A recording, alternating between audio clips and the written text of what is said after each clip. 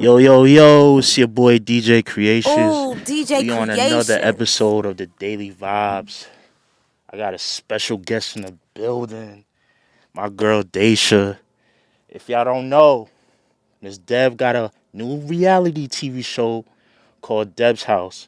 And she's on this show. It's basically showing all the R&B artists up and coming. And she's trying to show out who's going to be the next big talent. And I want to give it up to what's up, Dacia? Oh my God, stop the applause. Stop. What's up with it? What's up?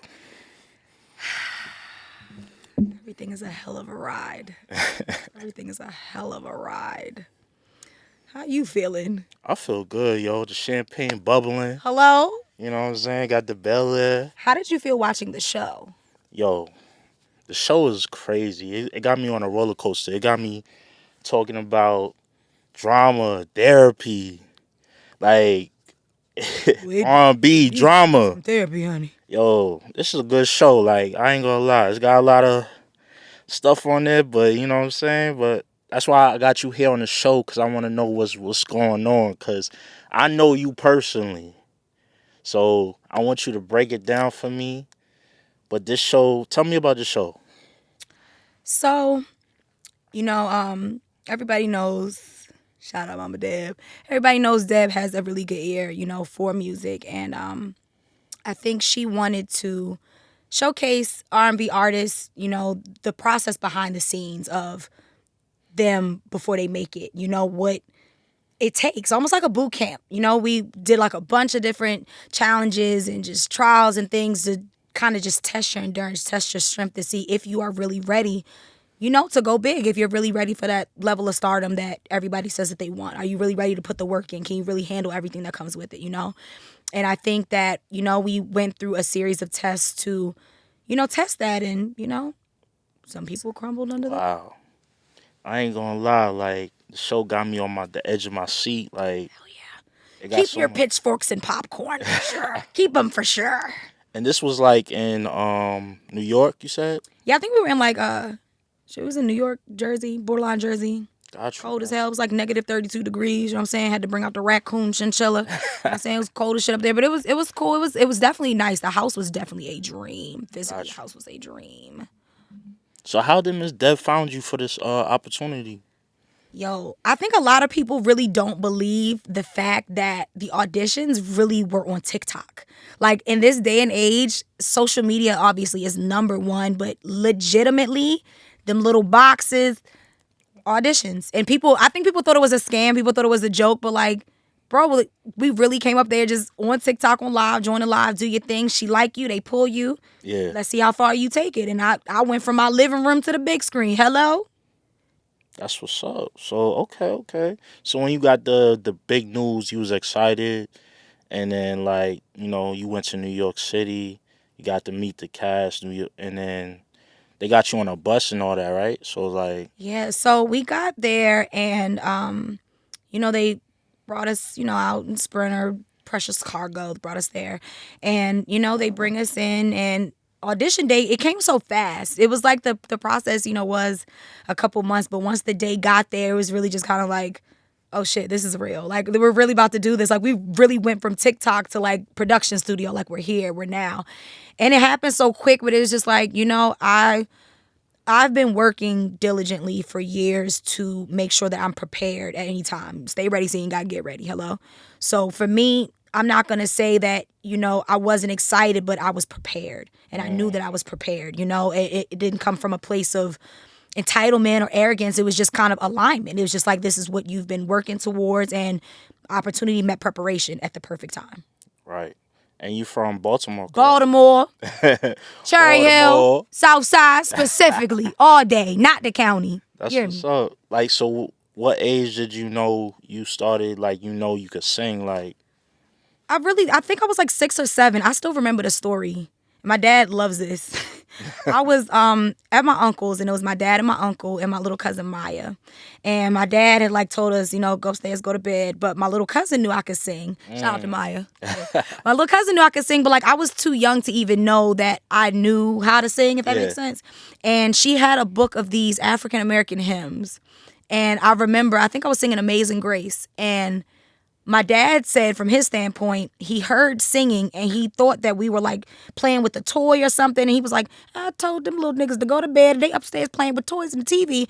And he came in the doorway and my cousin was kind of sitting on the floor and I was sitting on the edge of the bed singing. But she was like, in a daze. And he was like, you were singing and I let you finish. And when I popped in, I couldn't believe it. I had to run downstairs and get your uncle like, oh my God, wait, that's my child singing like this. And she's this young sounding like that. And I don't know why, but I got so embarrassed. He said he came in and was like trying to clap or say something. I was like, oh my dad, get out, close the door. Like you're embarrassing me. I don't know what it was, but I think ever since then, I think it was people's reaction to what I was doing that I was like, oh, this what y'all like? Y'all like this? It sounds good. So I like, I realized I'm like, well, maybe I'm good. I just kind of kept going. But I think a lot of it for me, it just momentum. I think a lot of times in my life, I had a lot of struggles that were roadblocks at the time that it kind of made it hard to juggle, focusing on music and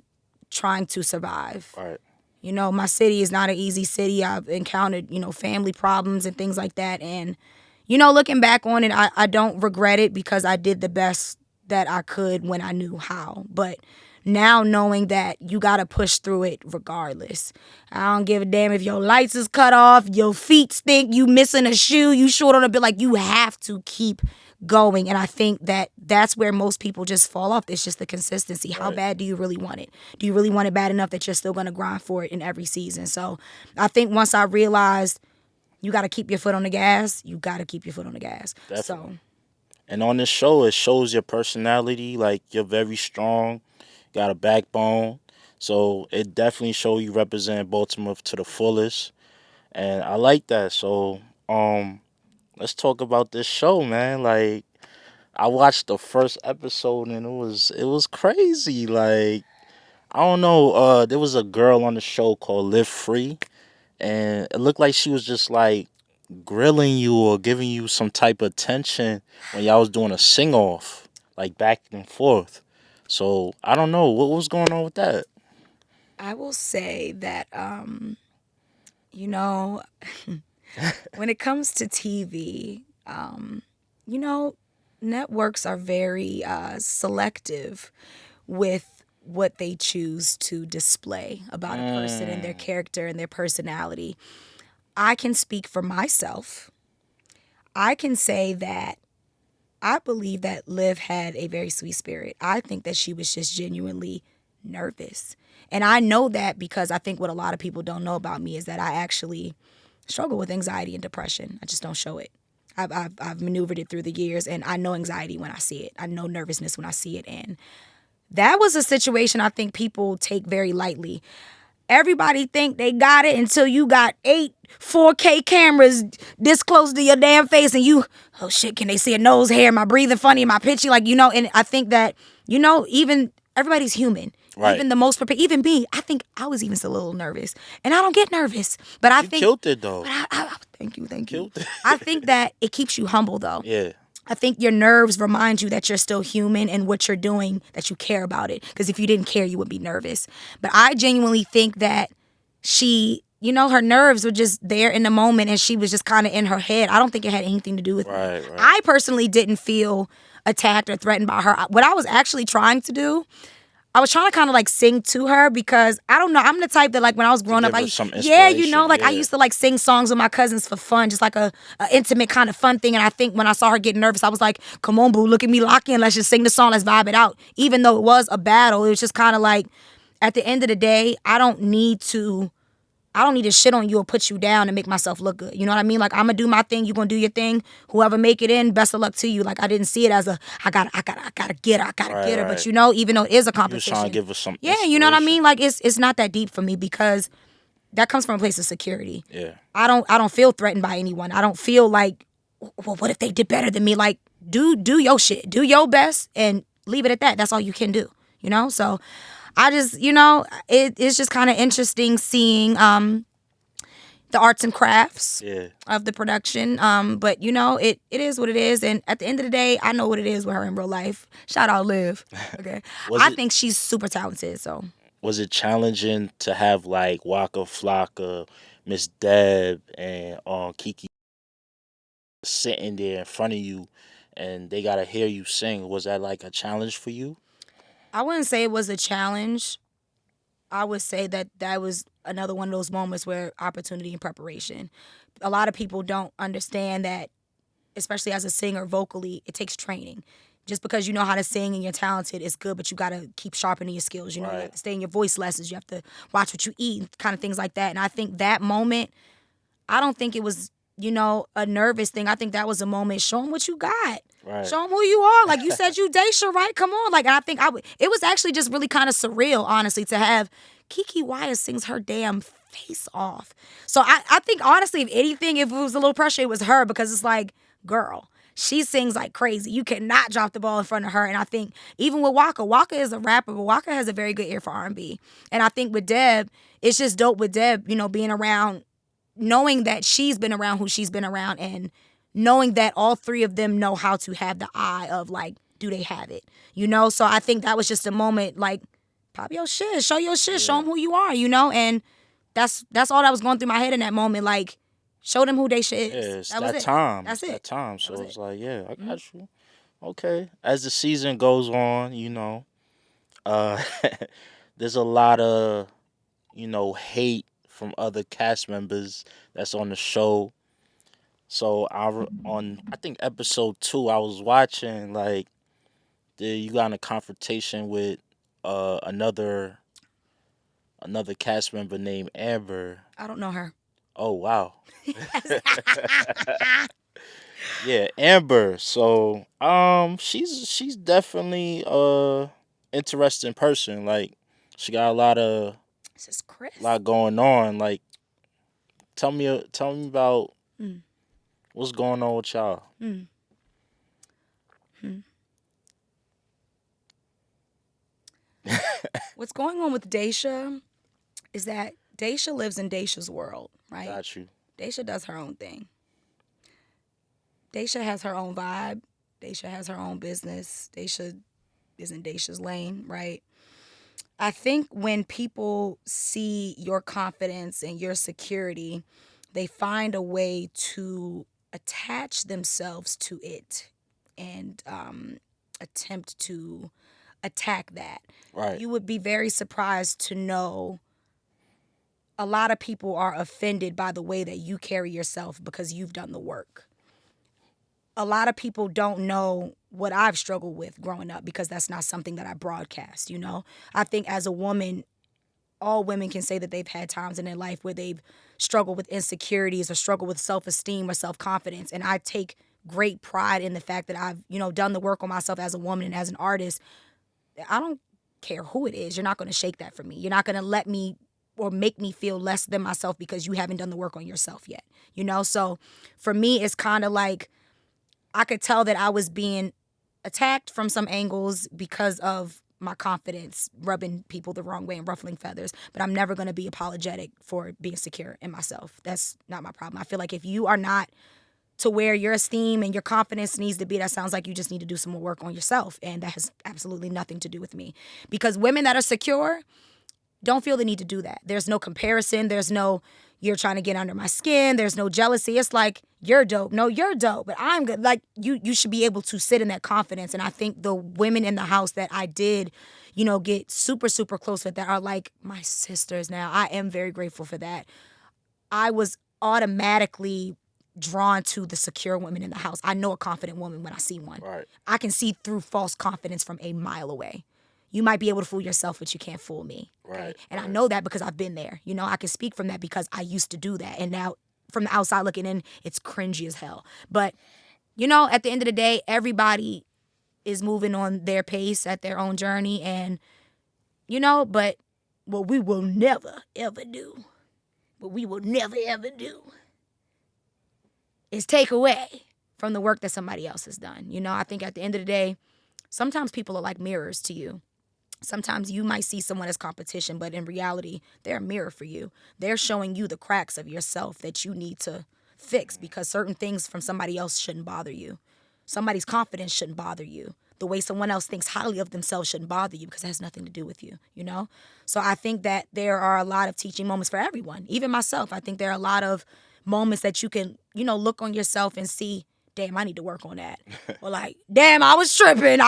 But and I think that's what it's really all about. Like, taking accountability for the things that you need to take accountability for, not the things that other people think that you need to, but for yourself. Being able to check yourself and say, ugh, gotta You work think on the that. reason why she acted the way she acted is because she saw you as a threat?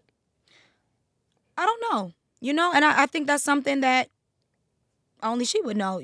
I think that one thing I do know, because I've been there too, when you're at war with yourself, you feel like everybody else is at war with you too. You feel like everybody's out to get you. You feel like everything is that, and it's not always the case. Sometimes it really is that you're your worst enemy. It's you. You're your critic. And then you start projecting the battles that you're having internally on someone else. The fight that you're having with yourself, you're kind of projecting elsewhere, and that's not always the case, And it is easy for that to be misunderstood because I've been there too, but I think that that's something that, you have to get under control at the end of the day. Like, you know what's triggering you and what's intimidating you and all those kind of things. So who knows, Yeah, child? because I really think she really has some things she got to work with. Like, she got some challenges. Because, like, in the first episode, she was tripping about who was the person that she was getting in the conflict No, with? just shout out Lucy. Lucy, yeah. Lucy, like, like even something as small as that, like you can tell, and it's not a bad thing, but you can tell. I mean, and she said it, that it wasn't even about the closet that she felt left out. That's that mirror. That's showing you that you got to heal those internal, I don't feel accepted. I don't feel wanted. I don't feel like I should be here things. And I don't know her life story. So I don't know what led to that point that she absolutely is that hurt, but it's not, it's always deeper on the surface. You know what I mean? Like the Right. issues that they might be lashing out, it looks like a closet, but deep down it goes back into some shit that happened to you from a child, but all that mirror that shows you I gotta go back to square one and fix this so that when little things like that happens, I'm not affected by it. It's not hurting me. I don't feel the way about it because I've done the work. So I Right. feel like, at the end of the day, everybody just gotta do the work.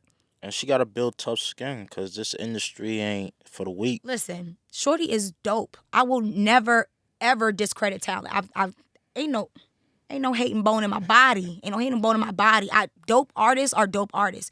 But I feel like when you are unable to regulate and discipline yourself when it comes to your emotions, it's going to be the death of you. And you Right. have to be able to not internalize everything so much. I know damn well people talk shit about me, but I don't care. I'm not going to ask you, well, did you say this about me? It doesn't matter. Even if you did say it, so?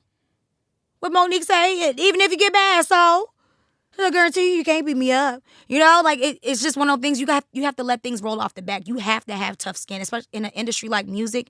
You're gonna be perceived 24/7. Right. Everybody's always gonna have an opinion on you, but that's where you're gonna have to build that foundation for yourself. You have to have your armor on almost that you're so confident that you're unshakable. It doesn't matter what anybody says about you. You have to know who you are. You Mm. don't need to explain to anybody, convince anybody, beg anybody. If you know who you are and you can stand on your 10, it doesn't matter what the world says about you. You know who you are and it doesn't matter. You don't care about the outside opinions. I just think she hasn't gotten to that point yet, and that's okay. But But on tripping. the second episode, she was like really crashing out on behalf of what you said. She said she overheard you said something in the room, in the bathroom, Mhm. with some other cast members. Mhm. Like, what was that all about?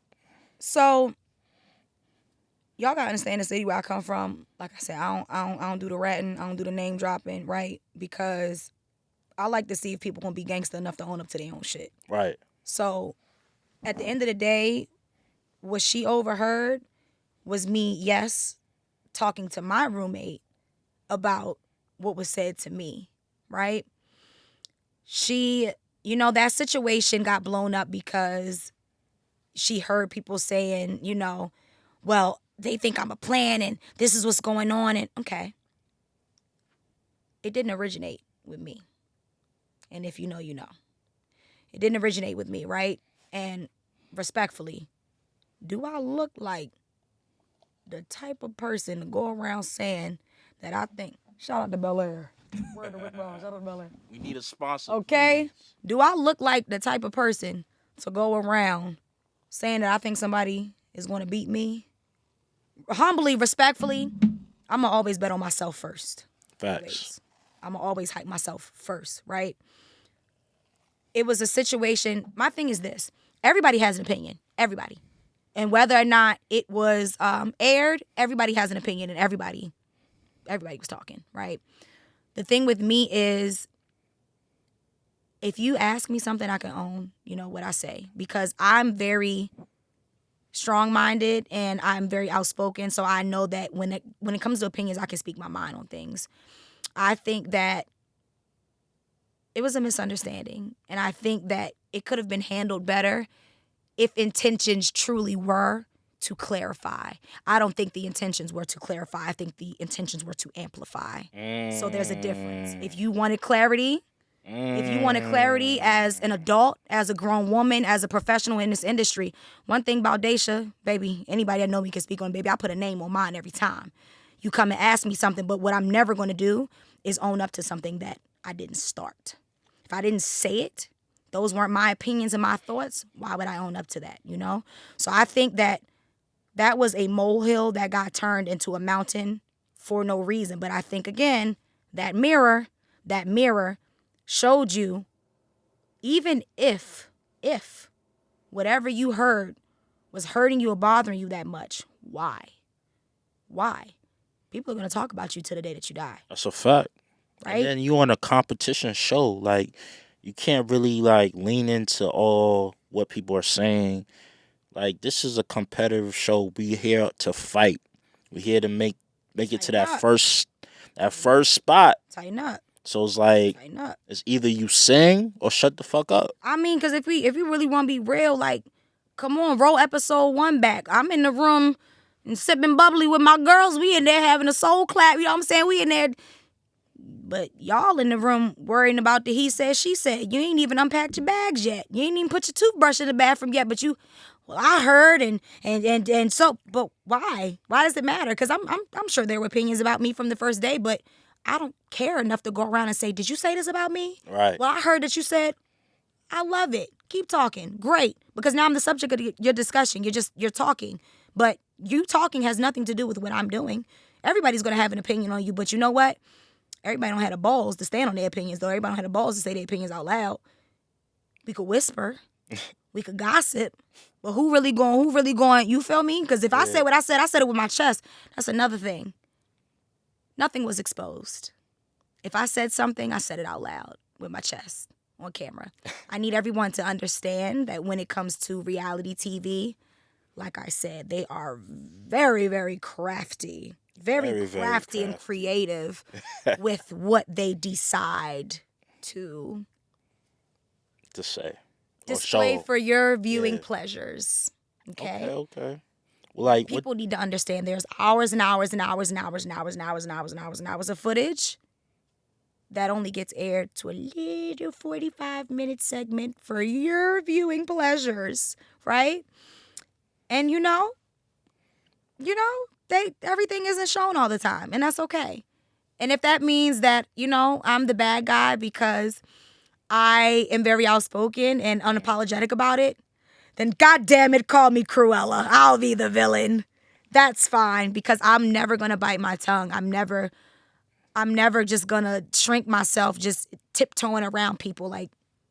All right. Come on. So, like, do you have anything to say to your fans? Like, far as what's going on since first episode to second episode? First of all, fans know with me above anything. Y'all know above everything else how I feel about myself, what I represent, and what I'm doing.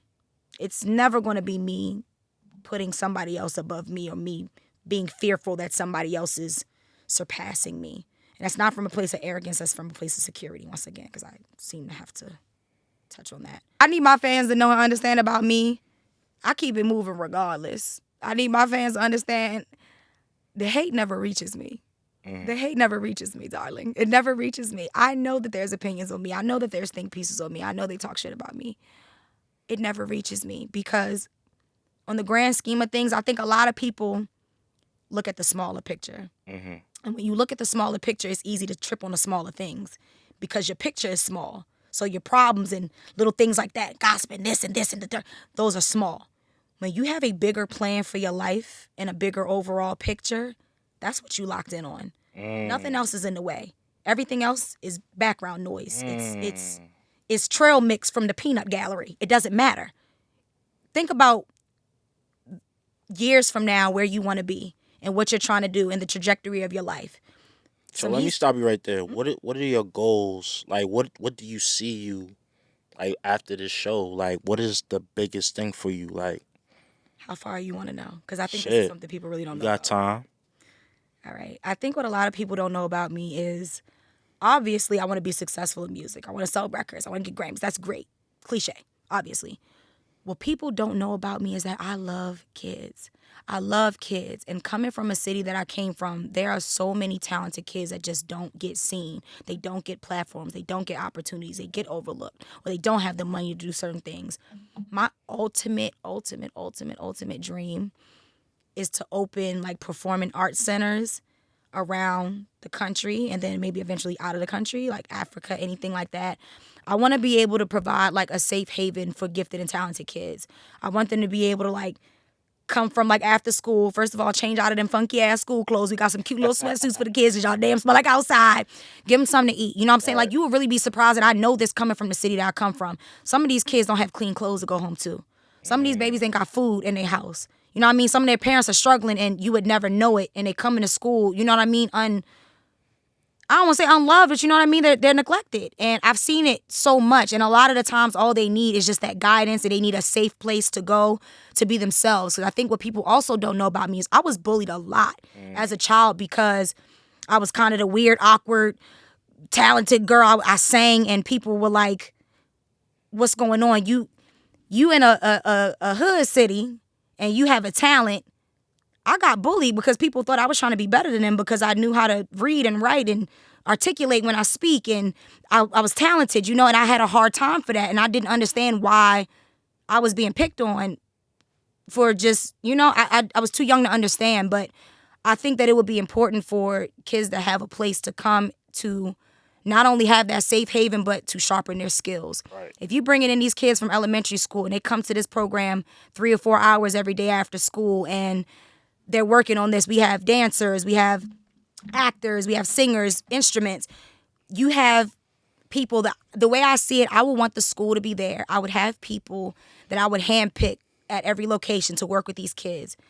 Think about what I'm saying. If you work with these kids from when they're itty bitty, 5th, 6th grade, all the way up to hell, high school, every day, you shape them. You're giving them opportunities. You're able to show them right from wrong or tell them this is what it's going to be like in the industry. This is a safe space for you to come and be yourself, and nobody's going to pick on you because we got you. We're going to work with you. That's my dream. I want to be able to influence the generations after me. It's not just about the money grabs or deals and Grammys and all that for me. Like, that's great. I do want to make timeless music that touches people, but I think people forget the kids. The kids need something to look up to. The kids, like, we don't even have that now in music. Everything is just grown. Remember back in the day, we had, you know, artists or TV shows and stuff that we can look up to. The kids don't have that anymore. So if you're not going to make music like that, do something to give back to them. I think a lot of people leave their city and they leave the hood behind. That's not something I want to do. That's the city that made me. That's the city that got me where I am right now because of that mentality. If I wouldn't have been from Baltimore, I think I would have crumbled. That city gonna shape you, bro. If Baltimore ain't teach me, Baltimore's gonna teach you how to be on your toes. It's gonna teach you how to hustle. It's gonna give you some thick skin. You ain't got no choice but to have thick skin. You ain't got no choice. So for me, I think that, you know, intertwining all of those things and who I am as an artist and the city that I'm from, I think that I want to see all of that come full circle. I definitely can relate to that because when I definitely make it big, I want to give back to the community and give everybody education and just everything. Just That's I so want to give it back. fulfilling. It's so fulfilling. Like it's not about what you can get. I really think it's about what you can give. Right. When you've been blessed and you have the money and you have the deals or the resources and everything and your family straight, your bills paid, you good. Now give back. Bless somebody else. Teach somebody else. So for me, that's the bigger I picture, love man. it. Ain't I nobody worried love about no it. he said, she said. They love the kids. they trying to put on for the kids. Come on, man. Okay, okay. So I see you have your friend with you that's on the show. She's a cast member. Hell yeah. We gonna bring her up. That's what I said. So let's make it up. Make it applause. Tyra. Stop it, y'all. Tara, get in here. We gonna see what's going on. Let's ever get down here.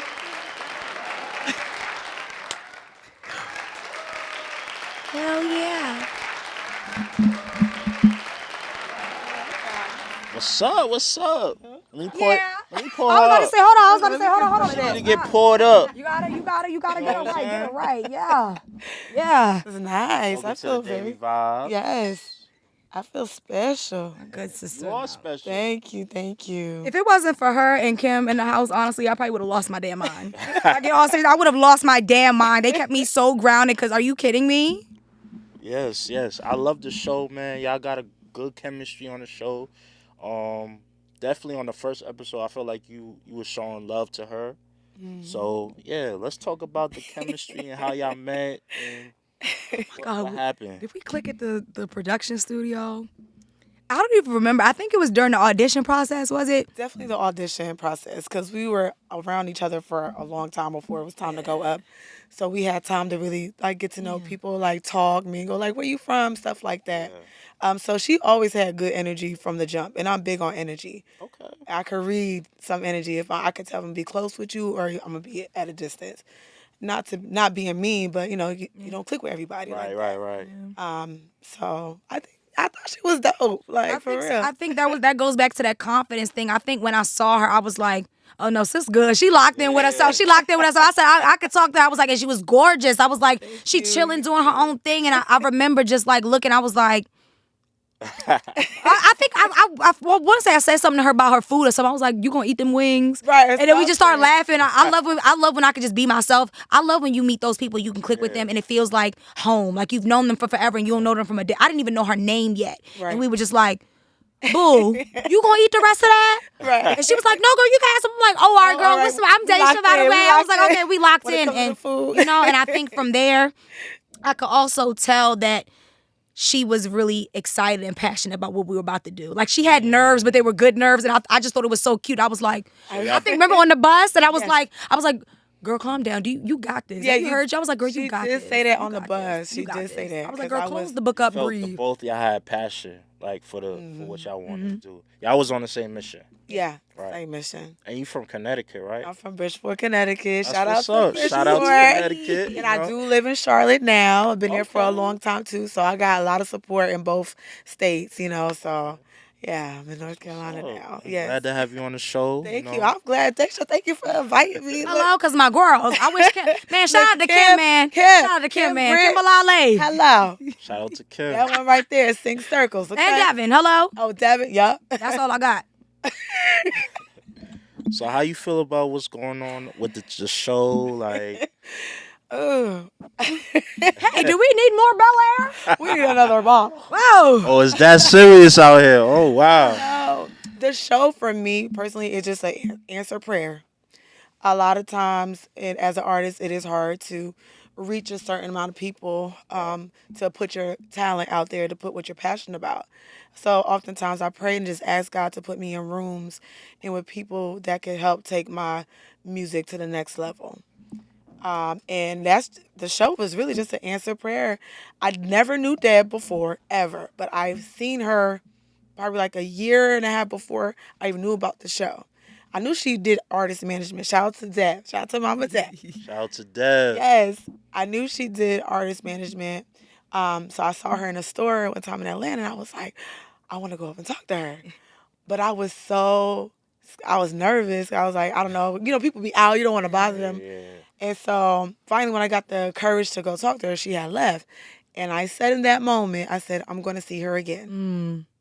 I said, I'm going to see her again. I don't know when, I don't know how, but I said that in that store, and I was kind of mad and say nothing, but I was like, I'm gonna see her.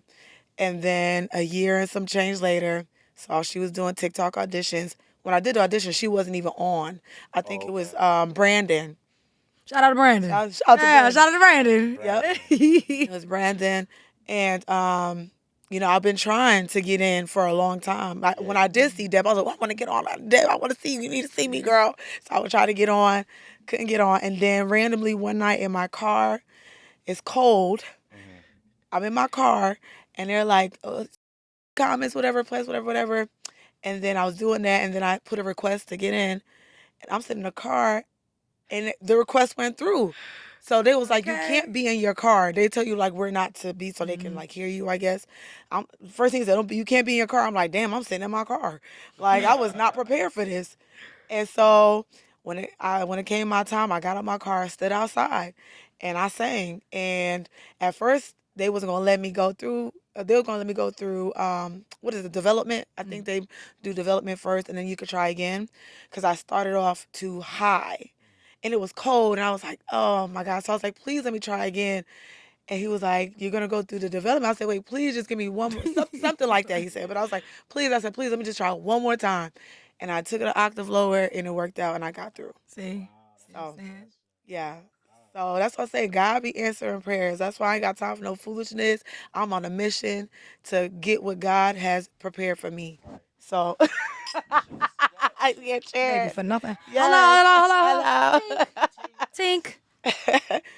Yeah, so it's but the show for me, like Dacia said, I was so excited just to be around a bunch of women who share the same passion for music, R&B, rhythm and blues, love, all of that. That's what R&B is about. And to be like meeting all these girls, like it's almost like first day of college. Like you like, you know, like so I was just excited just to meet other women and like hear. I love other singers. You know what I'm saying? That's why with Dacia talk about being confident in yourself. I am confident in myself enough to love somebody else's talent. And that's nothing what drew me to Kim and Dacia and stuff like that.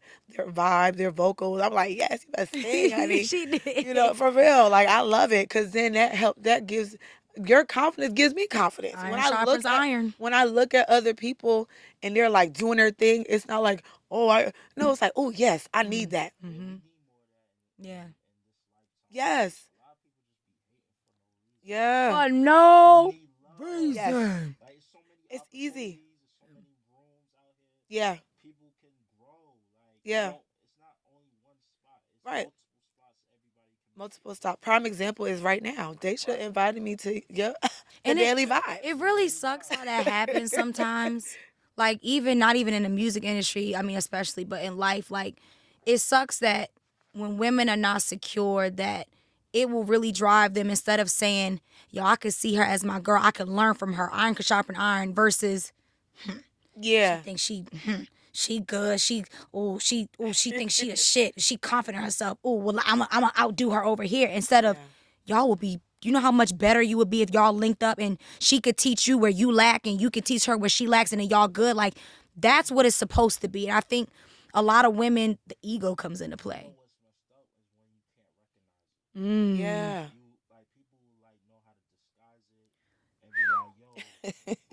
This is really strong. Wow. Stronger the better.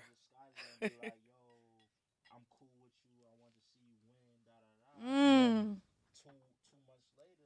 The whole switch up. They switch up. What Drake said, I got fake people showing fake love to me straight up to my face. Yeah. I almost started making it in the house when they had 9 people. And I remember be like, it's only 9.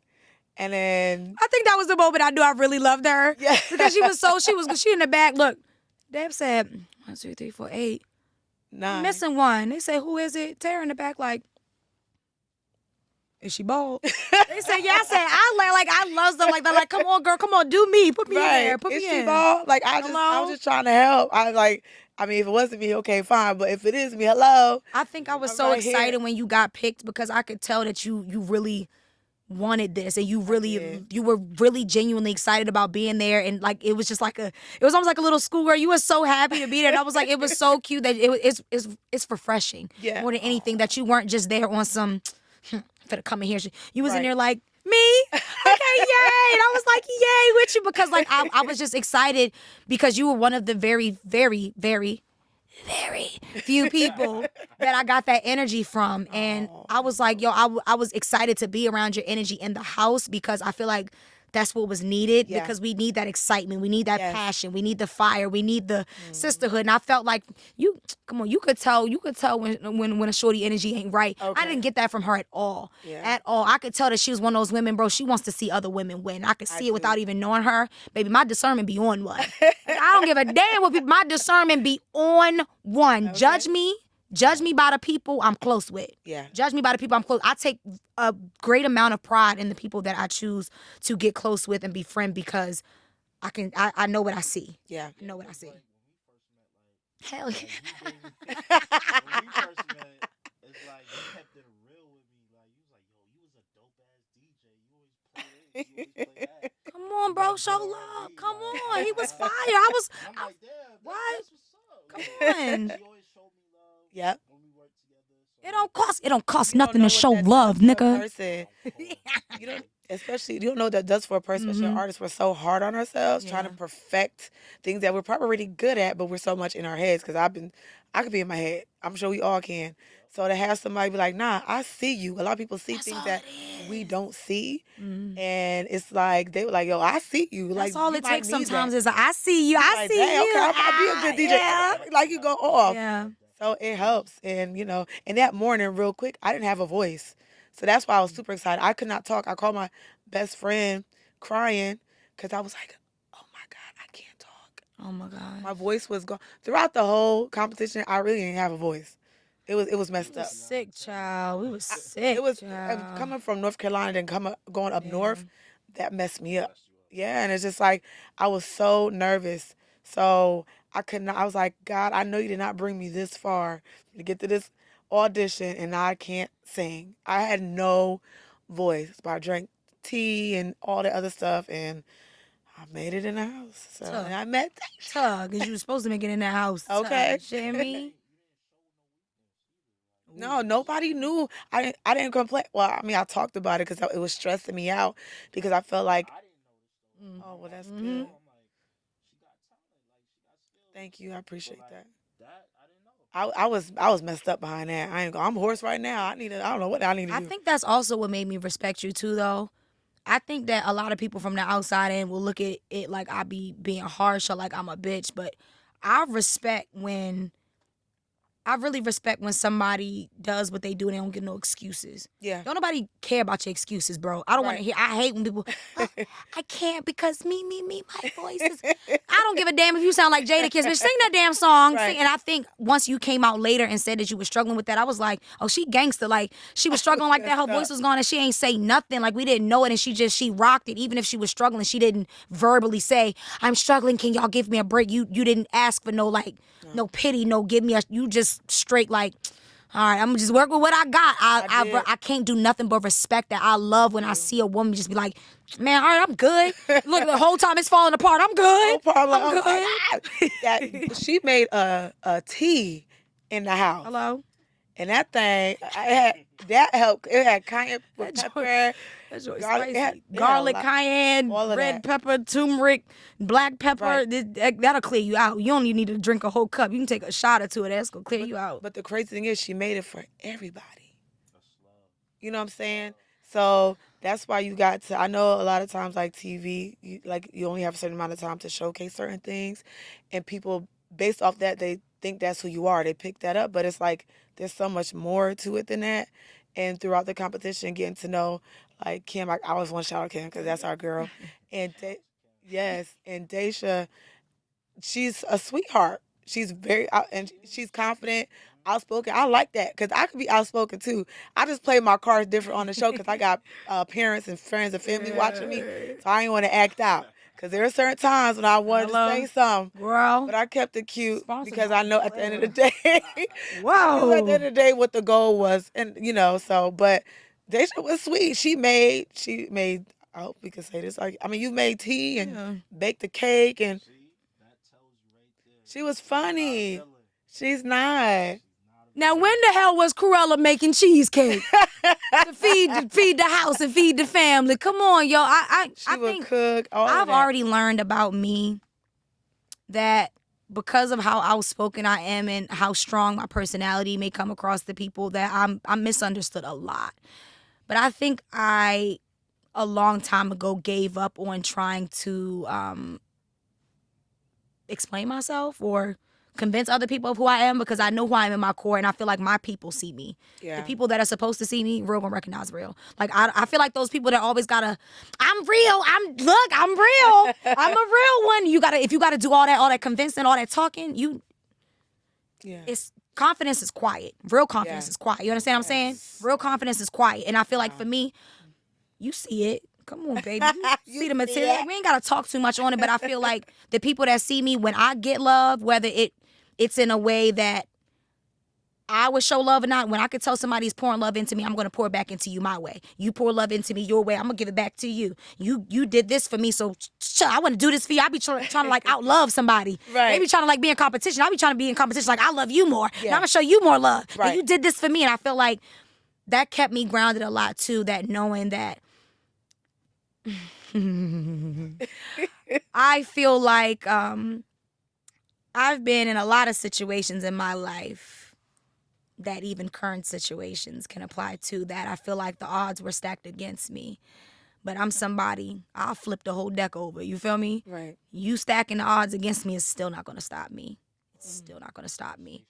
You know? So for me, I think that I'm used to walking alone. I'm used to dealing with that alone. I'm used to the odds being stacked against me and having to be alone. I think that's why so many people like, wow, she's mean, she's a bitch. But it's like, I had to have this strength because I would have been broken if I didn't. And I had to get it from an early age. I had to. So for me, when I find people that pour love into me that I could be soft with, I'm like, thank God, boo. Do you want to go eat some snacks and go watch a That's Disney really how movie? she Like, talk. honestly, like I really feel like I'm a big ass kid, and I kind of go into like my little girl mode. She does. When I'm around people I know I'm safe with. If I know I'm safe with you and I could be myself with you, and I know that you ain't sizing me up, you ain't secretly hating on me on the low. Once I know that I'm really safe with you, you're going to get that version of me, that love of me. That's not something that everybody gets, because that's not something everybody deserves from you, because everybody's not genuine, you know? So when you find genuine people, you got to have a tight grip. You got to hold on to them. You got to hold on to them. Glad that everybody at this time and moment, like we know how to recognize it too. Yeah. Because like back then we couldn't recognize it. Like it was like, oh, let's just let this person in our life. Yeah. And now it's like you looking for the red flag. Yes, we're you paying looking for attention. this, you looking for that. And once you get that red flag, you like, nah, I'm out. Right. We can have that. I'm telling you, and some of them, there's certain ones that I could see from people. Like, everybody's human, you know. Everybody might do something that you like, all right now, girl, but there are ones that are just non-negotiable. Like, if I feel like, for me, I can't, confidence and insecurity does not mix. So I know that I cannot be friends or try to be close or anything with anybody that is not fully secure, confident in themselves, because everything that I do is going to offend you. Even when I'm not even trying to offend you. I'm being myself. You know what I mean? Like me hyping myself up and me popping my shit and me being in my element. Why does that offend you? Why are you taking that as an attack, you know? But that, again, when I see people like that, I'm just like, oh, there go that mirror. I can't get close to you because we gonna have problems. I realize like sometimes I try to dumb my situation down. Now. But now No more. I learned from that. No Yeah. Now I'm like, nah, fuck that. I'm Nah. living Yeah. my life. I'm being myself. Like this is who I am. I'm gonna pop my shit. And you got other people that know that. And when you see other people, come on, hello, why do you think Hello. when you see other people on that level, hello? Yeah. When you got other people that's on that level, if you play small, that's all you're going to get. Yeah. What Nikki said, that if I would have accepted the pickle juice, I would be drinking pickle juice right now. Oh, up your standards. You understand what I'm saying? If you keep the people around you, if the people around you are playing small, you'll never reach those heights. If you're around people that are taking it up, confident in themselves and doing this and elevating you, and y'all are doing it not just by yourself, but y'all are doing it together. Y'all are elevating together those moments where you feel insecure, feel weak, and we can bounce off each other, say, you tripping, you that nigga, and you know it, man. Lock into that. You know what I mean? Yes. Come on. I'm It is. grateful Oh, I it have definitely them. is. I have Definitely. that circle. I have those people in my life. I think that once you find those people, I think a lot of those people are God ordained, and when you get them, it is a blessing, and you have to hold on to them. Especially being in something, the music industry is very cutthroat, and when you find genuine people, like I mean, genuine people that don't gain anything from showing you love, that don't gain anything from supporting you, they're doing it out of the sole fact that they believe in you, or they got love for you, or they appreciate your vibe. You have to cherish those people. You have to, because not everybody around you that's smiling for you means well.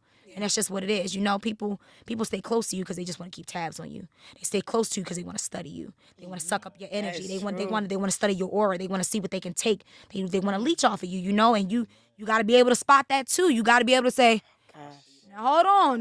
Let me tell you something. Anybody, I could tell just off a look. If a woman can't look me in the eyes, me going to I go, how you doing, boo? As soon as I see a chick hit me one of these, are you sizing me up? You're out of there. You're out of there. I already see. Look, I know exactly what you are. No, thank you. Okay, but I think for me, I think that's why my circle is like needle pin small. But like the people like you, any creatives, period, like we're sensitive. Let's stop it. As creatives, we're sensitive. Okay, Erykah Badu said come on, we're sensitive. And when you have other people that are able to, you know, back you and tell you, get out your head, you tripping, you're good, bro, you're good. You have to stay laser locked in with these people. And I think when I changed my circle, I'm not even being like dramatic, yo, when I changed my circle, my life changed. Yeah. It literally changed. And it was kind of painful. It was kind of painful because it was people that I grew up with or that I used to talk to about, I want to do this one day and I want to do this and this. And then the things that I'm walking in, when it starts happening, they weird to me.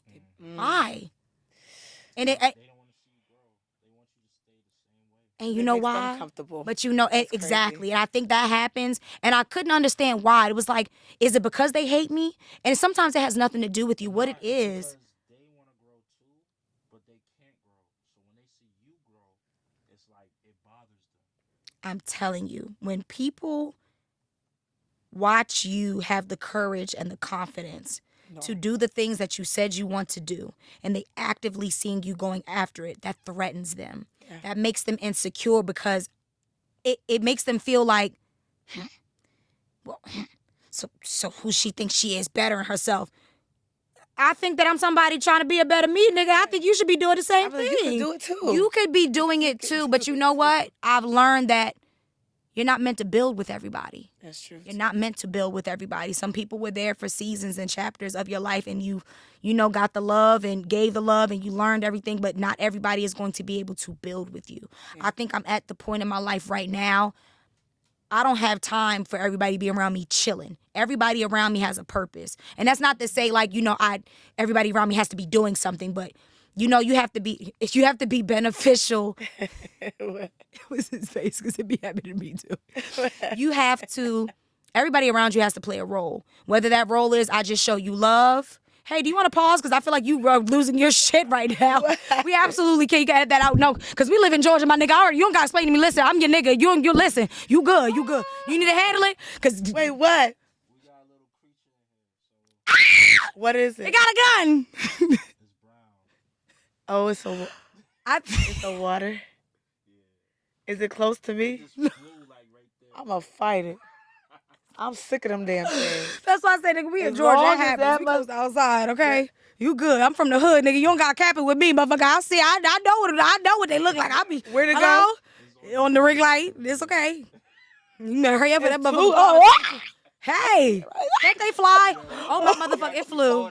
Oh, that motherfucker flew. Girl, hey. Hey. We good. I think at this point.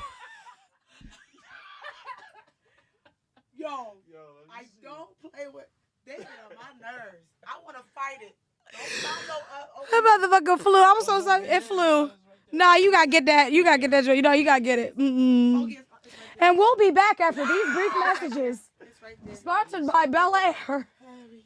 Boy, I'm gonna scream like a white woman. You better get. No, that ain't do it.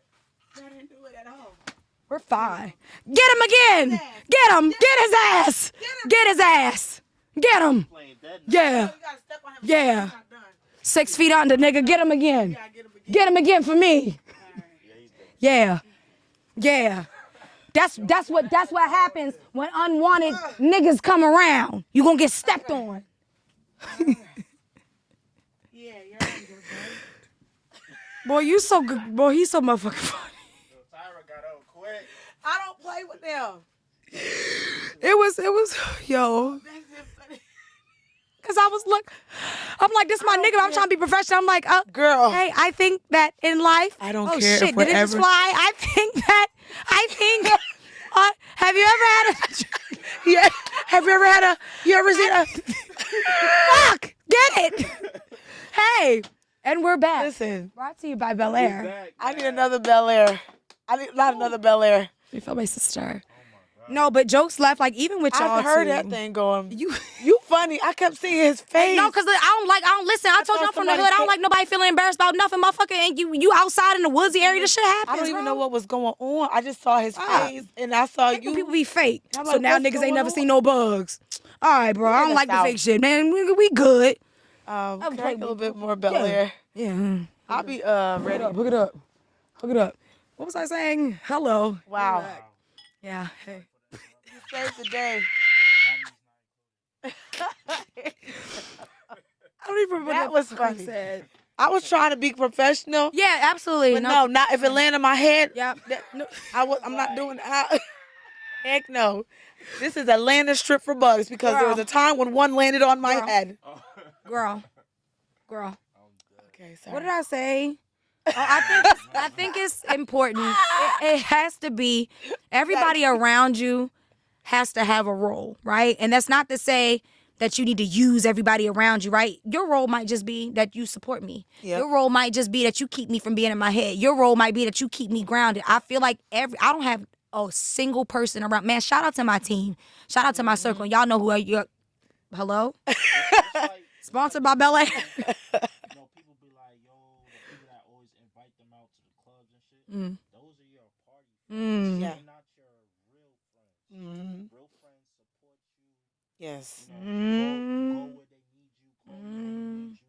But the party friends, They can call you about them bottles, but they can't call you about them business plans. Oh, hello. What's going on? Come on. separate the friends that you have. Yeah. These are your party friends. This is your business friends. This is your supportive friends. Like, you just gotta, break it down. Yeah. Who really loves you or who really supports you. It took a long time for me to get to this point, though. I can say, They always ask you Friday night. man, Saturday, what? Sunday. It comes with growth. Where you at, boo? Home, working on some shit. Home. Right. Wait, They just want you chipping on the bottle. man. Or just be there just to be there. Yeah.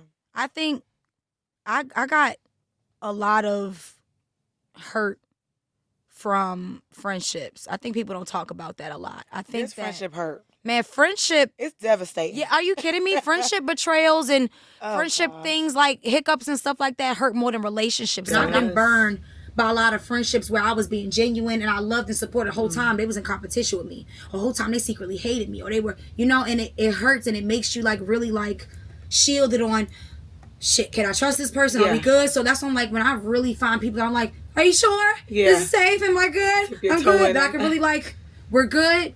We're good because you would really be surprised at how much like that should really give you like You PTSD. just gotta let them go through them Exactly. tests. Man. The tests, when they go through them tests, like, you just gotta know when Yeah. who's who from what experiences y'all go through. Yes. You know what I'm saying? Like, They get weeded out though. I can tell how much somebody rocks with me for me by how much love they show me when it doesn't benefit them.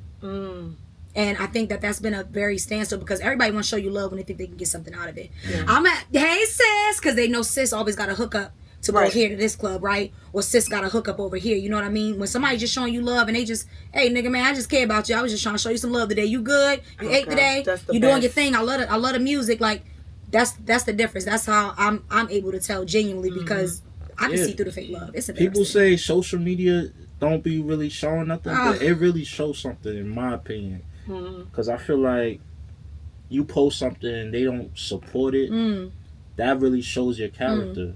Because, like, if I really fuck with you, I'm going to repost it. I'm gonna share it. I'm going to share it. Like, Why not? what's going to kill you from for sharing somebody's shit? Insecurity because they feel like if they if they display what you're doing and your shine, they think it's going to take away from theirs. So they don't want to give you your props and put you on. Because shit, if I show what they doing, shit, that's going to take away from me.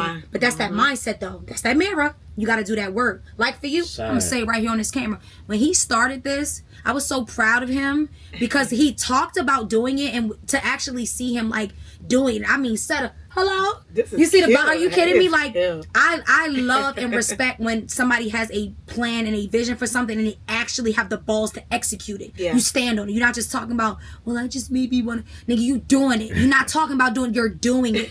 So I sat my little ass on this couch and say, well, I'm gonna come do it with you. You did this shit. You did it. Shout out to Creations. Hello? It's dope. To you. To you. What up? What's success? Okay, hello. To more, to many more. Take this damn podcast to the Oprah Winfrey Show. Hello? Take it to the moon. But I want to see everybody win. Like I don't care. Like it's always room for opportunities. It's always room. Everybody can make it. Yeah. Like it's not. Everybody can't be at the top of the hill. Like not one person can just be at the top of the hill. Everybody could be at the top of the hill. Yeah. And that's when you get to the top of the hill, you get lonely. It's because you want everybody to come with you. I hear that a lot. You know what I'm saying? So it's like I don't see why people can't share the wealth. There's so much money out here.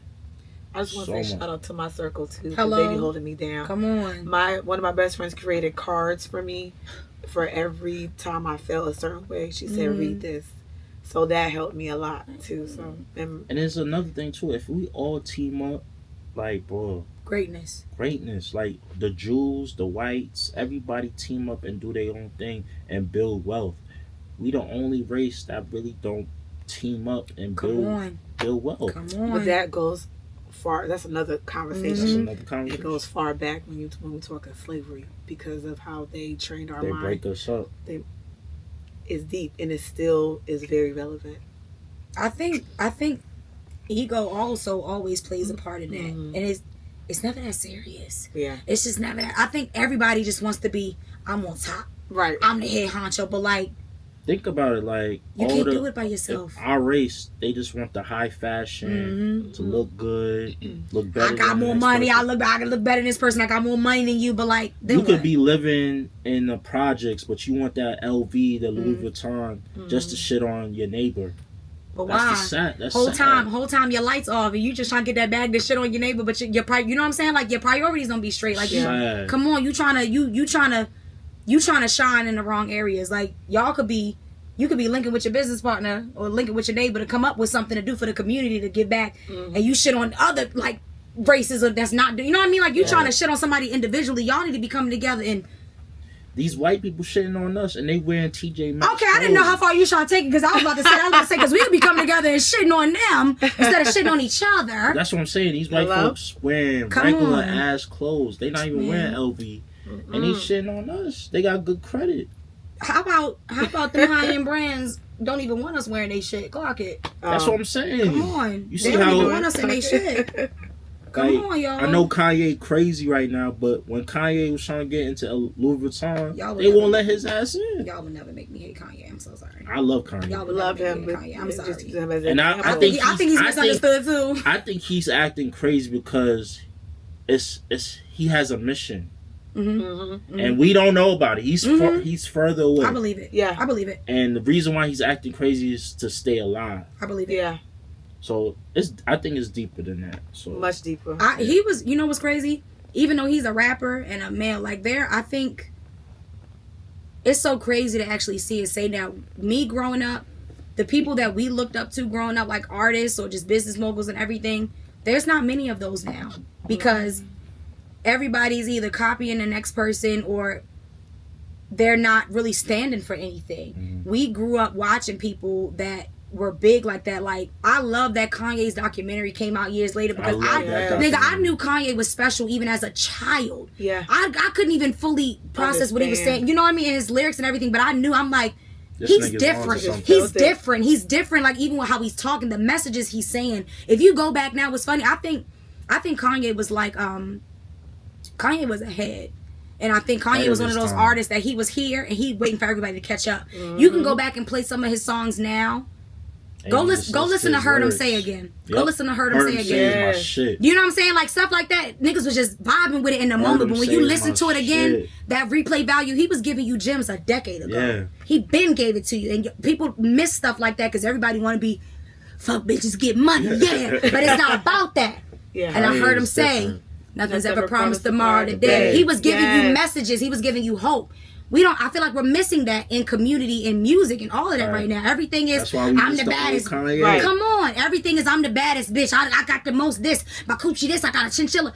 Where's the... But that's what they didn't want because he had those messages. They don't want that for us. And if you look at his old messages when he was like, George Bush don't like black people. Like, how do you go from this to this? How do you go from that to crazy? Like, I know he's not Telling crazy, bro. Like, he's onto something that we're not We on. don't know. Like, because back then he was on it. See? We wasn't even on it. Back then he was on it. Point. But you know what? That's why I love people like Kanye. People like Kanye are who keep me grounded when I feel like everybody's like, when everybody's misunderstanding me, or I'm like, I look at like Kanye probably did the same thing on some like, man, this is little. I'm trying to do this. Y'all over here calling me this or saying this about me, saying I did this, but I'm trying to go here, and he went there. So I can only imagine all the little naysayers and everything that was talking about Kanye punching the air and chewing on concrete right now. He's not because they stupid. see exactly. He's not. But you know what? I learned from that though, and I looked at that and I said, You saw his Super Bowl commercial. Right? yes. That nigga just said, Are you kidding me? hey, and then cut off. Come on. That was an investment. But you know. But Yes. if you know, He you did know. it off his iPhone. If you know, you know. He didn't have to pay for production. Come on. Wow. I feel like that just teaches you stay locked in on the vision. Nothing from the outside matters. It don't matter if they call you crazy. It don't matter if they misunderstand you. They might not understand now, but soon they will. That's my biggest thing with you. You know, like we talk about the show and stuff. Continue to stay locked in.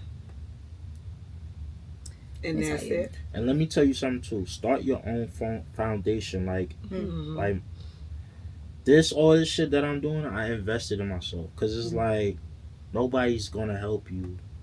You gotta do this shit yourself. You gotta come up with other ideas, other routines, other ways to make it. Like, don't depend on nobody at all. I think that for me, the show is a stepping stool, but it's not the beginning nor the end. Yeah, for sure. Either. I think that, even if it's in, broadcasting me in a very creative light. It's what you do with it. I think that at the end of the day, I could be out all these things people say. You can call me this. You can change the narrative. You can call me whatever you want, but you can't call me no slacker because I'm on my shit. You understand what I'm saying? Because I know I did the work. And I know that day in and day out, 5,000%, I'm putting my everything into this. You can't shake that because I know I'm confident in the work that I'm doing because I lose sleep for this. I put hours into this. You can't, Peanut Gallery can't tell me, something when I know I'm over here hours and hours and hours in a day locked into what I need to do. And I feel like, honestly, people are going to have opinions on you. It's reality TV. People tweet about it, crazy talk about it. I feel like you got experience. At the end of So the it's day. like you could tell when you stepped into the show, you knew what the fuck you was doing. All these other girls, they were just like, oh, I'm just here just to be here. You know what I'm saying? Like, you knew this you could take this and turn shit to sugar. These other girls, they wasn't thinking out the box. I love smart men. You know what I'm saying? I love smart men. So, like you said, you showed me another cast member's page the other day, right? And she wasn't preparing herself for the future. But if you go to your page, you're preparing yourself for the future. I'm sick of that. It's definitely French. It's French. I feel like, don't get me wrong, and I think a lot of people don't know about me. I actually went into the house excited because I knew I was going to be in there with other women who share the same love of music as me, right? But that wasn't everybody's mindset. Everybody's quick to say, I ain't in competition with nobody, but you are though. But you are though. And you might say it that you're not because it sounds good, but your actions are going to tell on you. The way you look at me when I walk into a room is going to tell you. The way you don't clap for me, but I clap for you, tells on you. Yeah. You know, the way that you don't pour into me, the way I pour into you, tells on you. So honestly, I'm not a person, I don't listen to what you say, I watch what you do. I don't give a damn what you say. What's crazy is what you're going through, I go through it too, like with other DJs. Man. Like, I see they body language. I see how they talk to me. I see. Yeah, you could tell. You could tell. They act like, oh, you the bro. You but could see through all of that. niggas be like, nigga, you competition. Like, and that's unfortunate for you. That's unfortunate for you because JC said, you know what? Once I see that you on that, I don't even got beef with you. The best thing I could do is just not build with you. Because now you're missing out. And that's not even from a cocky standpoint. I know I'm dope. I don't know everything, but I know I'm dope. So you in competition with me, you could have learned from me, and I could have learned from you. You could have figured something out, but now you done put that blockage up of, no, gotta shit on her. But you shooting yourself in the foot because there's things that I could, you know, give you insight on that, and vice versa. But you know, if that's what you want to make it. What's crazy is when you first meet me, I'm not that type of nigga. You're like, not. I'm the nigga that's gonna, oh, you need help? You need songs? You need this? I got you. First time I met you in a damn club, so a bio girl in the club. You didn't even know I was an artist. I think I was just coming up complimenting your set because you was spinning a lot of old shit. I could tell you was from up top. I could tell you was from New York or some shit. You was playing some like deep cuts of some Hove, and I was like, hold on. I said, lock in. And then I was like, I think it wasn't until maybe like my third time seeing you that I told you I was an artist. Off rip. You didn't even know if my shit was trash or not. You was like, send me your music. Yo, I'ma spin it. And in my head, I'm like, well, damn, what if it was ass? And I was just like, yo, it's the fact that like, you didn't hesitate to show love because you saw that I showed you love. And I love people like that because like some DJs be on some, man, I ain't what is that going to kill you? Because then what's going to happen is, now what if that record blow up? Now the record blow up. Now you want to spin it. Nah, when I tried to get it to you when it was exclusive, you wasn't fucking with the kid. But now you want to spin it. I always respect people who see me while I'm where I'm at. Yes. Right? And not only they see you where you at, they see where you're going to go. Yeah. I respect that because those people are the people that really see who you are and believe in you. They can look at you right now and appreciate you for this, but they know you're going to hit this later. Those are my people. Yeah. And those are the people that I want to grow with. Those are the people that I want to be like, you know what? Well, shit, when I hit this level, instead of working with, you know, somebody I just met in the industry, no, I want to bring you. Exactly. I want from way back when, because he been supporting me from day one. Yeah. She been running for me. No, let me bring my sis. Let me, come on, like, that's how you build community. You don't you working with all these people that the industry assigned to you. You rocking for people that you met after you got the wins. Yeah. Nah. What about the people that was there for you when you had $2 to your name and you ain't know what you was doing, but they was like, I know you got it, but you left them behind because you think they can't do nothing for you. But what they was doing for you this whole time was helping you stay grounded in yourself. Yes. They were helping you believe in yourself, but you shit on them because you think they can't do nothing for you, monetary wise or clout wise. You block your blessings like that, bro. Everything around you is not money. Everything don't got a price tag on it. Sometimes things are revealed to you in ways you don't expect. Right. And you have to understand how to appreciate everybody for who they are and what they are. Right. And you know, if you decide that's not for me, that's okay. But when you have those people around you, I don't give a damn if it's 3 or it's 30. You better lock in with them people. Hold on to it tight. But yeah, I when I first met you, like, I knew it was good energy. Like, you just like your personality just spoke for itself. Like, you wasn't with no fakeness, no gimmicks, nothing. Like, say it one more time. Turn the mic up. You wasn't with no fakeness. You wasn't with no gimmicks. Like, you just show love. Your personality just burst out. You know what I'm saying? And I could tell you love music. Just the way I was playing my music. And I just don't play music for everybody. I just play music for myself. Yeah. Right. So when I played it for myself, you was like, damn, like, I like you. I like how you play this and play that. And I'm like, okay, she got style. she know what she likes. Come on. Classic Hove gonna do it for me every time, huh? For real. So, you know, I think I was playing Donnell Jones. Yeah, are you kidding? Go. Hold on. Shout out to Eddie F. I was playing Avon. And she was just like with the shit, you know what I'm saying? Yeah. Everybody else was just like, well, play some new shit. We want to hear Sexy Red. Right. Well, damn, can we listen to a little bit of this song? Hold on, goddamn it. Can we get a second? So it was like, yeah, I know she loved music. I know she's into music and she's deep into it. And then when she told me she was an artist, I was like, okay, cool. It makes sense. Yes. So, you know, we just stuck. We just stuck like glue, you know what I'm saying? Like, ever since. And then, now we here. I'm laughing with her because with you, while we was in the house, what was so funny, how long can we go? We good? Nah, we just chatting. We an hour. Listen, having women on podcasts. We an hour in right now. Oh, nice. Listen, okay. I'm laughing because women, baby, we don't do nothing. We don't know how to. Hello? Oh, God damn it. The Bel Air get me. If women don't know how to do nothing else, God damn it, we know how to yap. Get it fucked up giving me champagne and cameras. We finna talk. We jump from one subject. Hello? Because they'll be like, and another thing. But I remember being in the house. Since I was little, I like to be by myself when it comes to me being creative, right? I always stay up real late at night because I feel special because nobody else is up, and I'm like, yes, quiet time to myself. Yes, it's my, and I thought I was doing that in the house, so I'm not gonna lie, I don't know. They're probably never gonna air that side of me, but I always will wait until. Do you know what it's like being in a house with 10 other singing ass?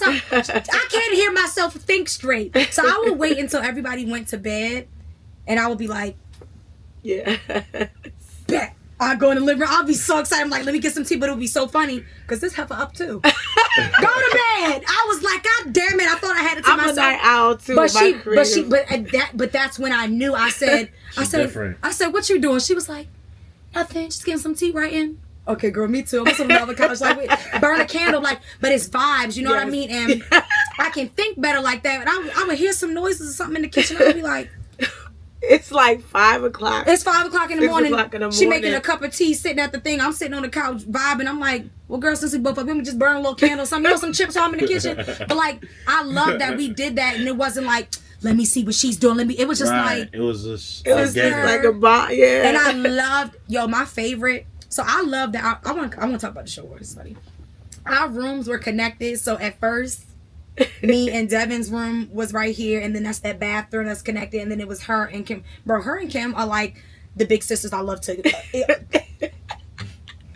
Kim be cursing you. Hello?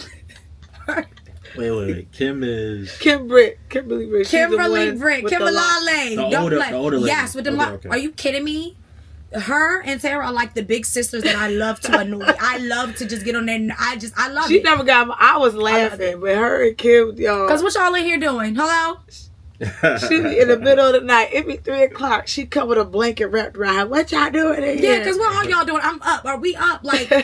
I still, even aside with all the drama in the house, I still found a way for me to enjoy myself and make the best of my experience. And even if I only left with 3 sisters, goddamn it, I'm grateful for them 3. Yeah, right. Yeah. I, all I cared about was I never want to be perfect, right? I can't be.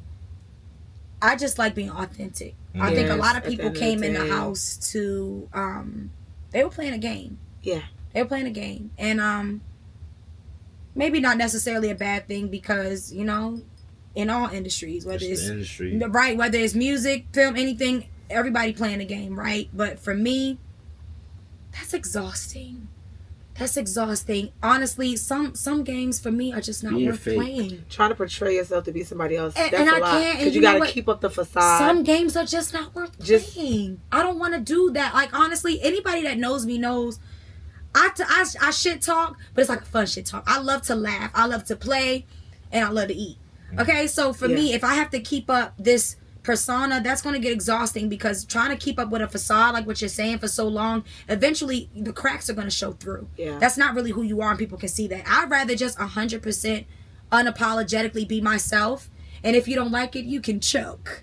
Because I'm not going to change it. Because love me or hate me, you're still talking about me, darling. You're still talking. That means I'm doing something right. So for me, I'm never sorry about being myself. I'm not for everybody. Everybody's not going to digest me, and that's okay. But the people that I am for, that do love me, y'all my niggas. They're my people, I could agree with that because, like, when I know somebody don't like me and I have to act like I like them, it's the weirdest shit for me. Yeah, I can't do it. It makes you itch, don't it? Like, you're like, oh my God. Like, My smile is not there. Because I don't know how to be fake. Yeah. I don't know how to be fake. I don't. Like, I know how to be cordial, but I don't know how to be fake. Right. I can be cordial. I can be cordial, but I can't be fake. Yes. I don't like you, and you know that. Hi, good morning, how you doing? I don't like you, and you know that. But, like, business still needs to get handled. You know what I'm saying? Steve Like, Harvey said it. He said, you don't have to like me to do business with you. Come Something on. he said I don't have to like you to do business with you. Because business is one thing about me, I know how to separate my feelings in business. Yeah. I could not stand you. But we're gonna get this work done. Yeah. I know how to lock in on whatever the goal is. What's crazy is that took me a long time to conquer. Same. Yeah. I think that what's crazy, I'm grateful for the show and I'm grateful for the platform. But I think that I learned more about myself than I learned about the industry. Being on that show. I think most people think that you were going to get on that show and learn the skills and learn how to sing and learn how to do this. No, I learned more about me. But what did Deb say? The real okay, Belaire. The real compensation. The real compensation or real competition? The real competition is you versus you. The real competition. The real compensation. The compensation. The real compensation. Belaire kicking in. Rick Ross, bring your ass to the front. What the hell is in Miss Belaire? God damn it. I didn't mean to cut you off, but that's what Deb was saying. The real competition is you versus you. No, because for real, God damn. Belaire, listen, at the end of the day, when the smoke clears, the real still stands tall. When the smoke clears, let's see who's still around. Let's see who's still grinding. Let's see who's taking this shit to the moon and who's just yapping. That sounds like a song. When the smoke clears. Hello. When the smoke clears, we try y'all bringing the vocals out? Y'all bringing the vocals out? Okay, shout out to Tamar Braxton too. Hello. I just feel like I don't even know if I would ever do. I might do reality TV again, but I would never do reality TV again being competitive in the house. Okay. Yeah. Let me tell y'all something. Let me tell y'all something about me. Oh gosh. I'm a person, I like my space because if I'm not feeling something or something made me uncomfortable, something made me angry, I need to recharge by myself. Yeah. Right? So if I can't recharge and be myself, it's not good for anyone, including myself. I was faced with personal challenges in the house that in the real world I would never tolerate. Never. I'm a person that if I'm... You want to talk about it? Yeah, God damn it, let's talk about it. All right. In real life, if there are situations that I don't even want to say uncomfortable, that I know it's just some bullshit, that I know you want some nut shit and I don't want to deal with it, in the real world, you wouldn't be a part of my world.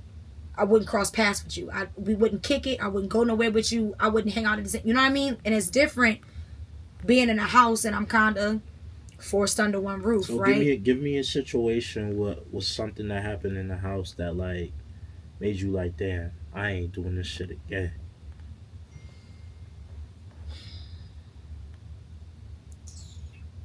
Number one, okay, you mean like with the people or just with like overall period? That I'm not doing this shit again. Shit, we can start off with both. Well, number one, when I open my eyes, I'm sorry, because you already know what I'm about to say. First of all, the first thing I want to do when I open my eyes in the morning is open my eyes and look at the ceiling and thank God for the day. Right. When I open my damn eyes and the first thing I see is a camera in my face. Did y'all not hear me say I'm football? Get that goddamn camera out of my face. And what's crazy is they probably never used that image. They never used that video. So y'all 0.26 inches away from my face, getting all my lashes hanging off my snot boogers and eye crispies, just to fuck with me, just for y'all to never air it. Y'all can go to hell with gasoline drawers. Oh, so y'all was just in there damn disturbing my peace while I'm in my room. I done fell asleep in my bed with a bag of Doritos like this. I'm in the covers all crazy. Here go the camera. I'm like, do not get caught slipping, y'all. You know what's crazy though? So what's the earliest they be in your face? 8 a.m. Out there. My breath's still hot, yo. Can you please back up a little bit? If I breathe on this camera right now, I will melt all your... I'm going to melt all this equipment. Please back up. I don't even want to play these games. I haven't even brushed my teeth. Please, girl, get out of my room. That's dedication. Help me. Help. I came downstairs with my PJs didn't match. I ain't had no bra. Went down the stairs, and all I see is this. I said, "Oh damn, golly!" Like I was so mad. I just kept doing what I was doing. I said, "You know what? If they see it, they see it." But you know what? And that's also why I loved you, because I got to a point. I swear, I think it was maybe like day 2 or 3. I said, "You know what? We're done. I'm not gonna keep up an image on camera. Gotta keep my makeup on. Yeah, no. Hold on." Because I was you tripping about that the other day though? You sure about it? No. 1 second. Because one thing about me, I can walk around with no makeup on. I was okay. I don't need to wake up at the crack of dawn. So what was the I don't need to do the that. thing you posted the other day? You was like, what I said? They got me looking like this. No, God damn it, no. That's different. No, when we know it's 19 cameras rolling and we actually getting footage, like I don't care about in the house. If I'm just in the house, I'm chilling. I'm in my sweatsuit. No, when y'all want to tell me to come in here and do a damn confessional, you see my goddamn sideburns sticking up like this. Y'all fake as hell. Because somebody could have told me to hit a little 1 and a little 2, like, hold on, cut, fix. It would have taken 2 seconds. That's different. Girl. That's different. But you know what? I don't regret it though. It is a giggle and a gaggle, but I realize that further proves to me I'm not keeping up with that facade. If y'all see me and my shirt hanging off my shoulder, my bangs sticking up, my lash coming off, that's just what the hell you're gonna get. Cause what about it? And now what? Yes, I'm missing a lash piece on the side. Now what? Where do we go from here? I don't care anymore. So what are we looking forward to on the next episode? You don't know yet? We haven't seen it. We haven't seen it, but this is our first time seeing it with everybody, like how everything's together. How they I'll say together. this. It's gonna be more drama. It's definitely more drama, but you're gonna see me check out more. I don't know how it's gonna, translate on camera, but I'm the type of person, like, if you're talking to me about nonsense, if we're having to have a powwow about nonsense, like, it's just kind of like that. And it's not a disrespecting, but it's just like, oh my God, why are we talking? Why is this a thing? Yeah. Why is this? We could have been having a powwow about let me armor y'all up for stuff what's going on in the industry. No, we're having a powwow because Dacia said that I said that she said that I think that she said. And I'm just sitting like, is everybody dead ass right now? I'm sorry. Oh, you laughing because it was some monkey bullshit. It was a lot. It was, what are we talking about right now? Not only the sad what happened, it was some bullshit. It was some bullshit. This should be dying. Like, I remember, is it dead right now? Nah, it's coming. Cause that, you know what I'm talking about. That when we did that day, I saw a glimpse of myself when I'm in the back like this. You're done. Bro, because why is this a thing? Why I feel like we're in kindergarten and the teacher just came back from having a substitute trying to talk to us about our behavior. It was a lot. It was too, it wasn't even that, like, it wasn't as serious. Why is this? Okay, it wasn't supposed to be this one. That one actually. You gonna wrap it up? Alright. You said that battery dying? Okay, I said you good. Mm-hmm. Wrap it up. Alright. You wanna know? So far this interview been dope. I just want to know what's next for the both of you guys. I'm gonna start with Tyra.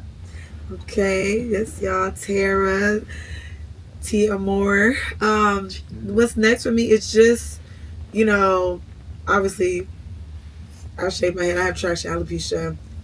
And a bad ball, bitch. Oh. And a bad ball, Thank bitch. you. Don't She's forget very that part. beautiful. Thank Hello? you, man. Very beautiful. Thank you. I work with women who have the same, with losing hair, different reasons. Some of them may be health and different things. But I started BaldyCon, which is coming up September. Shout out to Felicia. It's in Atlanta. And she has me this. Yes, BaldyCon. And it's a community of women, again, who share, we're all bald. And for people who have alopecia, traction alopecia, anything, And it's about empowerment, uplifting, building confidence. And this is my 3rd year going as an artist. So it's my goal. I'm learning with music is for God to put me in rooms where I can use my talent and still find my community, my people, my village, and that's where I'm grateful for that space and working with those women and working with Felicia. It's like I can still sing and still connect, and that's what artists, we want to connect with people on every level. You want people to relate to you, and I find that in their community. So the goal is to continue to be a representation of women who look like me and who deal with some of the same things, and show them that you can still show out and be beautiful and be yourself. I get a lot of messages even from the show, like, oh my God, like seeing you on the show, it means a lot because I'm dealing with the same thing, and I wear a wig. Ask somebody on TikTok, what do you suggest I do? I have alopecia, but I wear wigs, and I don't want to, like, you don't know who you touch. This woman like you, men like you, like who they see something in us and they're like, I could do it too. And so the goal is to continue to just thrive in music and to connect with people and find my tribe. And that's just and I love beauty. So I do want to get my makeup line up again. I'm a makeup artist as well. I'm going to throw that in there. And then I've had a makeup line before, but I definitely wanted to tap into it again because I'm all about overall just empowering women when it comes to beauty. I'm a makeup artist, but I also want you to know that what's underneath the makeup, you just as beautiful. I'm just here to give you a little dazzle. But don't get it twisted. You're still bad as hell. So that's just the goal. That's beautiful. What can they find you on social media? Yeah. My music page is T_Amor, AMOR music _ and then I do have my general page with it's TARA_AMOR. So yeah, that's it. All right, go find her on the platform. Yes, please. Show her love. Yes, she's doing big things. Thank you. To you now. Yes, it's Dacia. Oh, cruel. So what's the plans? What's going on in the further future for you? What's going on? Like what's next for you? They wouldn't even be able to digest what I say I want next, but what y'all can keep up with right now. First, Dacia's Bel Air. Shout out to Bel Air. Shit, I hope the damn sponsorship by Bel Air. At this point, the damn bottle is gone. Hello? Rose. Get my phone. Dacia'sWorld.com. First of all, I started something recently, No Van Gogh. It's, I don't want to say a movement, but it's a platform for any creatives that feel like they shouldn't have to go crazy in order to be recognized for their greatness. That is a safe space for it came from Vincent van Gogh, famous painter, chopped his ear off because he feel like, God damn it, I'm making these paintings and nobody loves it. Like, as a creative, you can go crazy when you feel like people are not recognizing your greatness, right? And I made that platform for like people that are bold and letting people know that you are seen and that you don't have to go crazy for people to recognize what you're doing. So I have that, and of course, we dropping new music. Yes. Emergency dropping on the 12th. Come on, man. Come on, man. I just want to keep, climbing the ladder. I want to keep expanding my platform and letting people know that if I did it, you could do it too. I'm from somewhere people don't even make it out, and I made it out, and I'm doing it, and I'm going to keep doing it, and I'm going to do it again, and I'm going to do it again, and I'm going to do it well, and then I'm going to do it better than well. So for me, I think that I kind of just want to invite people along for the journey. I think what's next for me, you're going to have to tag along for the ride to see. I feel like Dacia's World, welcome to the family. Like, come on, y'all got to come over here, tap in with me. You'll be able to say, y'all been rocking with her since I saw her from then. Don't hop on the train too late, boo. Okay. The gate going to be closed. But I feel like, overall, I just like doing dope shit, bro. Dope music, dope apparel, dope anything. I'm not touching it if it ain't fly. Okay. I ain't touching it if it ain't fly. Yeah. You hear me? So you got it right there, man. Follow her on all platforms. Thank y'all for both of y'all coming on this platform. You. Shout out to Deb's house. Hello. Shout out to Deb. Deb, y'all don't even know. Deb hired me a long time ago at Blue Ivory. Yeah, she should have. And she loved what I did. And shout out to Miss Deb. Good taste. Yes. Follow me at I Am DJ Creations, the Daily Vibes. And we out, baby. We out. Thanks. That's great. That Bel Air kicking our ass. What the hell? Dacia, thank you for inviting me. Of course. That's so sweet from I you. even months ago when I knew the show and everything was coming, obviously, you know, you gotta get PR shit going after. And I was like, looking at media outlets and shit. I'm like, bro, I know a lot of dope ass people. And he had literally just started this because I saw when he did his first episode. No shade, you know when people first start something, it might be a little janky. It'd be a little low budget. You still gonna fuck with it, but I'm like, when he did it, I was like, this shit looks amazing. I'm like, I'm so proud. His editing, the setup, and I was like, instead of you going to another platform, and that's great, yo, again, going off of what I said on there, your peoples. I would rather, because if I blow up and people come back and tracing shit tied to this, like, come on, I need everybody. I need everybody with me. It ain't a, I'm over here. No, we together. I'm be like, hold on, and I'm wearing a lipstick from Tia Moore, and I was on the podcast. And like, you gotta tie your people into everything some way, somehow. Everybody gotta feel. So I said, let me come see. Look, let me come see what's going on in here. Let me see. I said, now look, we'll be back. Right in that chair with that. We'll be back. Sure. Get one. We'll be back. Cause are you kidding me? Phone. You know my camera. I got sucks. a camera too. Oh yeah. My camera is the Canon. Christian, the Canon, the G7X. You know I lost my camera. For real? Man, I've been crying. Yeah. I've been crying. And she had that with her on the show. Man, too. I had that camera with me for